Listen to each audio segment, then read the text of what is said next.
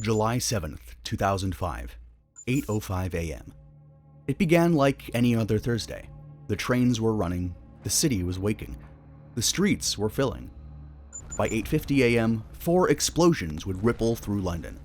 And nothing, not the people, not the silence, not the city, would be the same again. This is the story of the men who bombed London. 8:23 a.m. 4 men arrive at King's Cross Thameslink station. They split up, each heading toward a different underground line.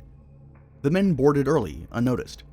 From Luton to London, they carried bags that would never be opened again. CCTV captures their final moment together. A brief exchange, then nothing as they vanish into the city's vast web of networks. They passed through checkpoints, walked through stations, and entered the heart of the city.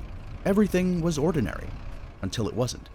At 8:50 a.m., 3 explosions erupted almost simultaneously in London's underground. Trains halted mid-tunnel. Emergency lights flickered. Smoke rolled in.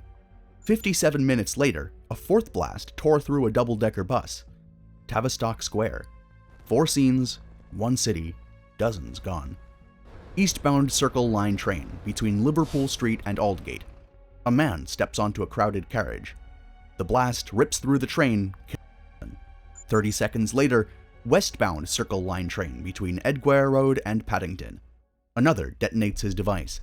6 are instantly, the tunnel filling with smoke and confusion. 15 seconds later, Piccadilly Line train between King's Cross Street, Pancras, and Russell Square. Another bomb explodes. 26 perish in the deadliest of the 3 tube explosions. Death and destruction everywhere, all in a matter of 50 seconds.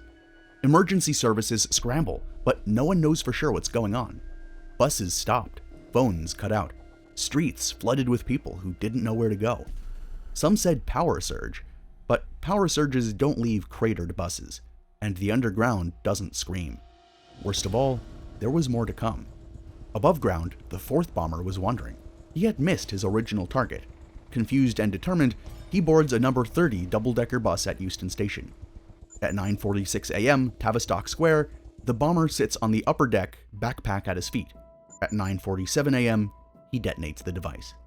The explosion tears the roof off the bus, scattering debris and lives across Tavistock Square. 13 are killed. The final explosion, shaking the city to its core. The city is now locked down. Mobile networks are jammed. Emergency responders work through smoke and debris, searching for survivors. The underground is evacuated.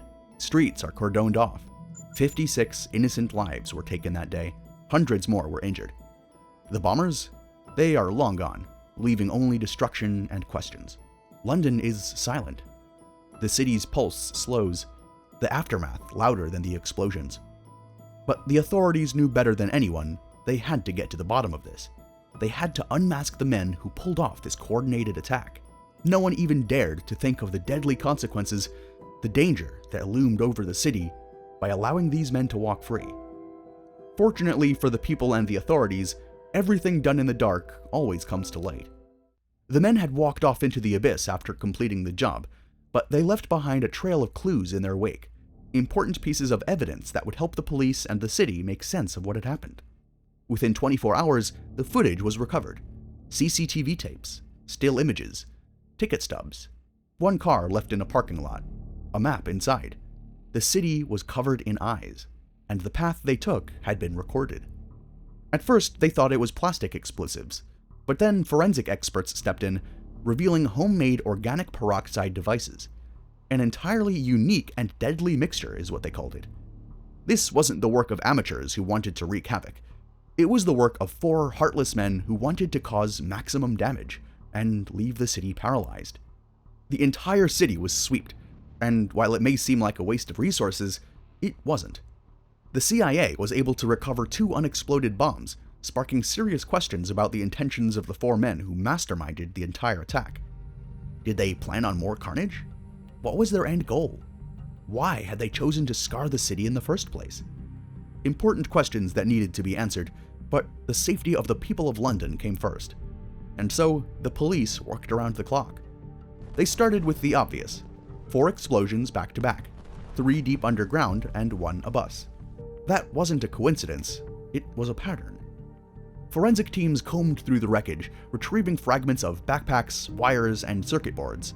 Each device was homemade, but the construction was meticulous. Synchronized timers, identical components, and traces of volatile explosives. But that was hardly the disturbing part.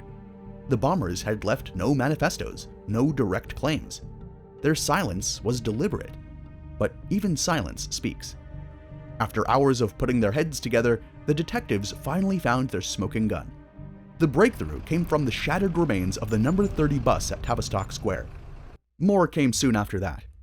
CCTV footage from King's Cross showed Hussein, backpack slung over his shoulder, moving with 3 other men. The camera's grainy lens caught their last moments together before they split up, each disappearing into the arteries of the underground. Detectives traced the men's journey backward. At Luton Station, security cameras captured all 4 boarding the early morning train to London. Their faces were calm, their movements unhurried. The car they arrived in, a red Nissan Micra, was found abandoned in the parking lot, its interior laced with bomb-making residue and more personal documents. The car was a trove. Receipts, clothing, and fingerprints, all leading back to addresses in West Yorkshire.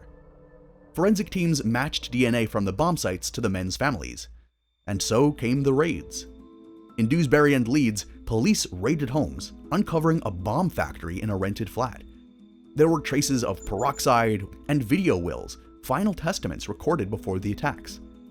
The investigation, methodical and relentless, pieced together the bombers' lives from fragments, phone records, rental agreements, and the silent testimony of surveillance cameras. The case was not cracked by a single clue, but by a web of evidence, each thread painstakingly traced, each detail scrutinized. The timing, the planning, the precision. They split, they boarded, they struck. The coordination wasn't improvised. It had rhythm, sequence. This wasn't chaos. It was architecture. Unfortunately for them, the detectives on their tail did not give up. March 22, 2007. The people of London were able to sleep again peacefully. Surveillance teams working in the shadows tracked every movement of the suspects, knowing that a single misstep could let them slip away forever. That day, the operation reached a critical junction at Manchester Airport. 2 men moved quietly through the terminal, tickets in hand for a flight bound for Pakistan that afternoon. They blended in with the crowd, but unseen eyes watched their every step. Undercover officers, part of a painstakingly coordinated surveillance effort, shadowed the suspects with quiet precision. The plan had never been to make the arrests that day. The investigation was still unfolding, and every hour brought new fragments of evidence. But as the men approached the departure gate, the risk became too great. The order was given. Officers closed in, apprehending the suspects before they could vanish. Elsewhere, the net tightened further. In the Beeston area of Leeds, another team moved in on a quiet residential street, one that had once been home to one of the bombers. The address was familiar, the neighborhood tense with the knowledge of what had transpired. The 3rd man was arrested at the scene, his connection to the bombers now part of a web of evidence that stretched from Yorkshire to the heart of London. These arrests were not the product of luck, but of relentless surveillance and the willingness to act in the face of uncertainty. The detectives and officers operating in the charged silence after the attacks made the call. They would not let the suspects slip away, no matter how incomplete the puzzle seemed. And so, with the men behind bars, London was able to sleep again. But it didn't go quiet. It went still. The trains ran again, but slower, heavier. The weight of what happened never really left the tunnels. It sat in the empty seats, in the bags on the floor, in the glances people gave each other without saying a word. You can rebuild a street. You can fix a train. But you can't repair the pause, that moment between explosion and silence. A moment so loud it kept echoing, even when the sirens stopped. And even now, the echo's still there.